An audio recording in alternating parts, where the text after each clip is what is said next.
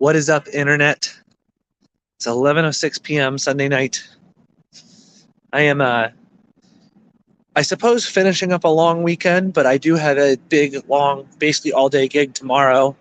So I'm kind of counting that into my, I've got like a 4-day run of lots of gigs. Today I played church in the morning, and then I napped, and I just got home from playing a wedding with Nishma Music. Yeah, so I was at gigging functions for 8 or 9 hours today, basically 7 or 8 hours yesterday, like 9 hours Friday, and tomorrow I think it's like going to be a 10-hour ordeal. And that doesn't include driving to the gigs, working on music for the gigs.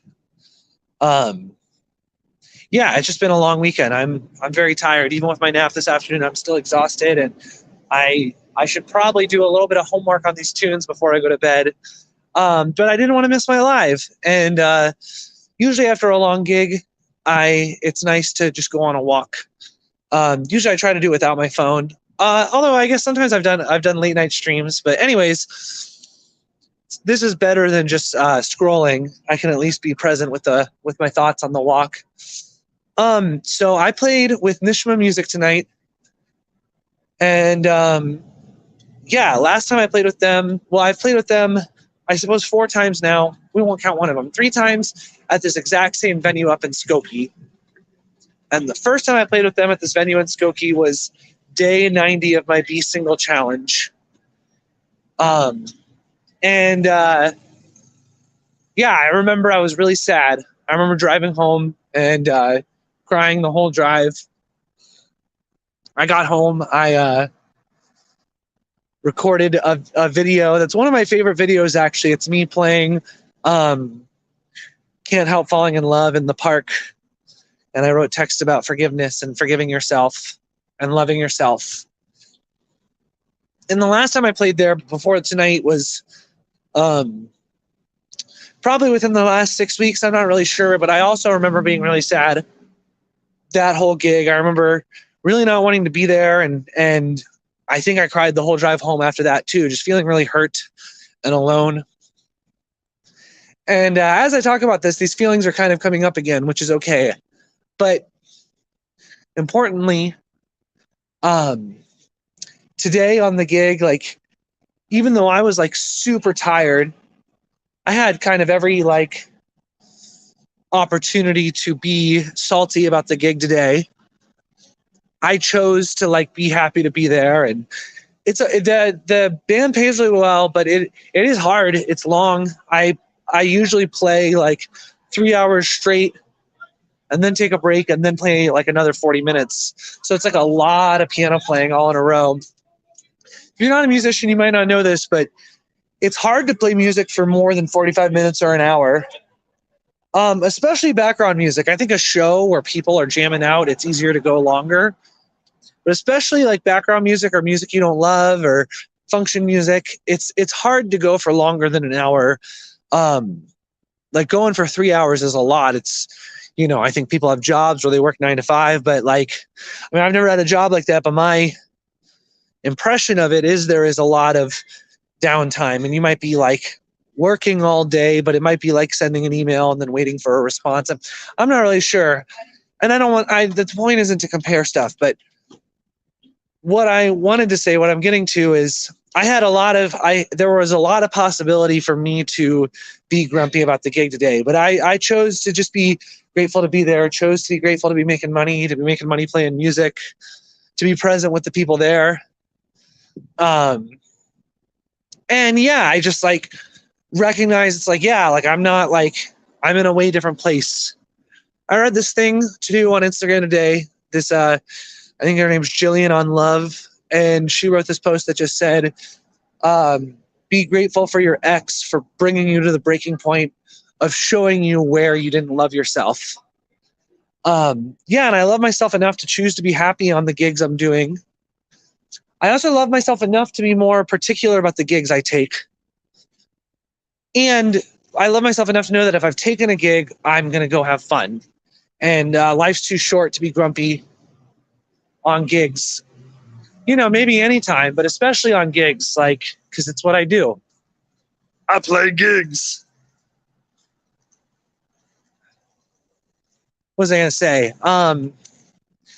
Yeah, man, I had something I was gonna say right before I got on here, but I kind of lost it. I suppose I'm just reflecting on like, it's interesting how that band, they play at this venue a lot. Like I played there on day 90 of my day Be Single challenge, and I remember how much in a pit of despair I was at that time.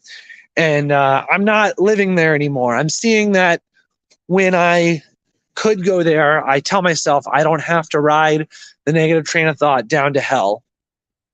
I can get off the negative train of thought at any time.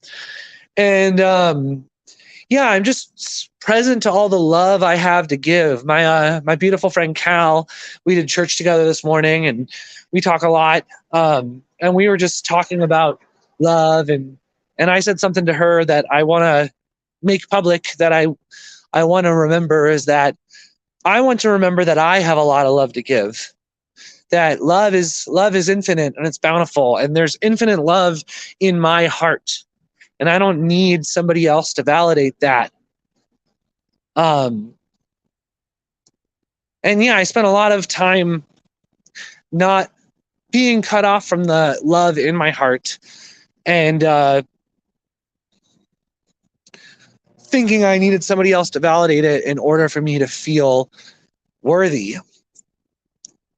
I've also spent a lot of time thinking like I have to, like, the only way I'll get love is if I like play piano good enough or make enough money.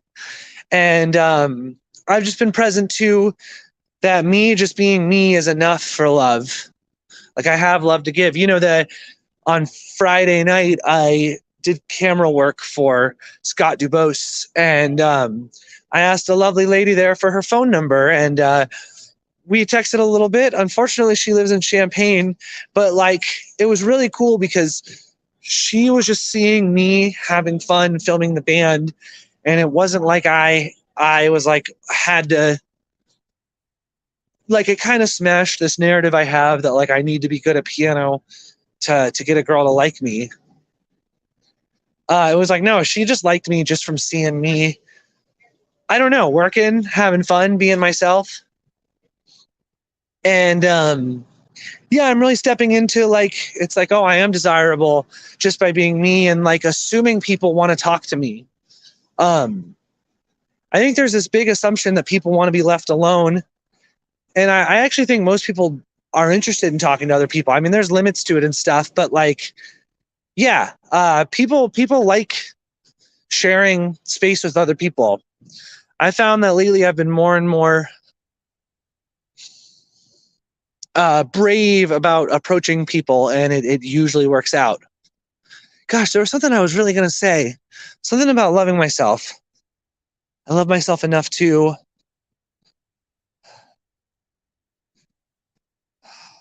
it was a good one.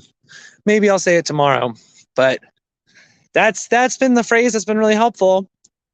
If you watch regularly, I love myself enough to ...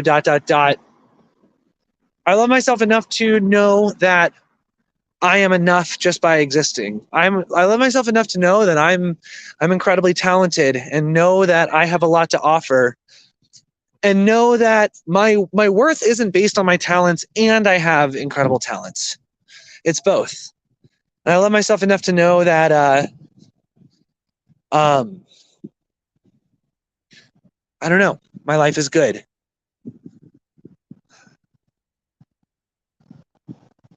I wish I could remember the thing I really wanted to say, but I have kind of lost it. Yeah, I think that's going to wrap this one up for me. I'm glad I went on a walk. Definitely was able to step into an emotional space, which I'm grateful for this space to do. So I'm going to go. I will see you guys soon. Love you. Bye.